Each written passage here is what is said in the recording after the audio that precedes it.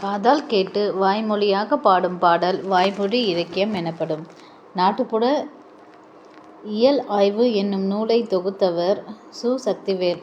மணிமேகலை அமுத சுரபியில் முதலில் ஆதிரையிடம் பிச்சையேற்றாள்.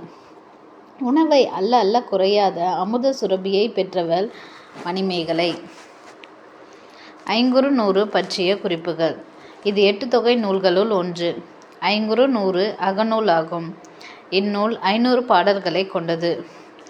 சிற்றெல்லை 3 அடி, பேரெல்லை 6 அடி. ஒவ்வொரு திணைக்கும் 100 பாடல்கள் உள்ளன. ஒவ்வொரு திணையும் 10 10ஆக பிரிக்கப்பட்டுள்ளது. ஒவ்வொரு 10ம் 10 பாடலின் பொருள் அல்லது பயின்று வரும் சொல்லால் பெயர் பெற்றது. ஐங்குறு நூற்றை தொகுத்தவர் புலத்துறை முற்றிய கூடலூர் கிழார். ஐங்குறு நூற்றை தொகுப்பித்தவர் யானை கட்சை மாந்தரன் சேரல் இரும்போரை. கடவுள் வாழ்த்து பாடியவர் பாரதம் பாடிய பெருந்தேவனார். இந்நூலை முதலில் பதிப்பித்தவர் உ. வே. சாமிநாதர்.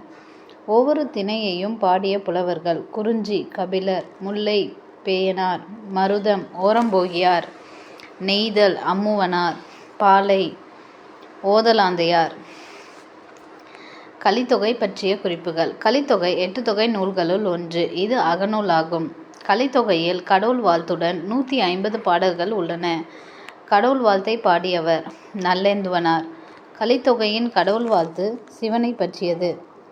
பாலை, குறிஞ்சி, மருதம், முல்லை, நெய்தல் என்ற திணை வரிசை கொண்டது. பாலையின் 35 பாடல்களை பாடியவர் பெருங்கடுங்கோ. குறிஞ்சியின் 29 பாடல்களை பாடியவர் கபிலர். மருதத்தின் 35 பாடல்களை பாடியவர் மருந்தனி நாகனார். முல்லையின் 17 பாடல்களை பாடியவர் சோழன் நல்லூர்ந்திரன். நெய்தலின் 33 பாடல்களை பாடியவர் நல்லந்துவனார். கலித்தொகையில் குறைந்த பாடல்களை கொண்ட திணை முல்லை, 17 பாடல்கள்.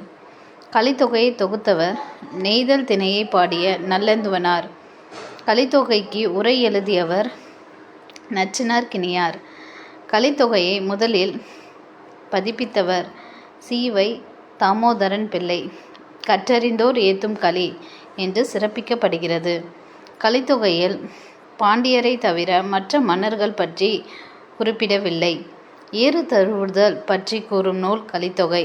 பெருந்திணை பாடல்கள் இடம்பெற்ற ஒரே சங்க நூல் கலித்தொகை. காமகிழத்தி பேசுவதாக அமைந்த ஒரே சங்க நூல் கலித்தொகை. ஏடா, ஏயி என்ற விழிச் சொற்கள் இடம்பெற்ற ஒரே சங்க நூல் கலித்தொகை.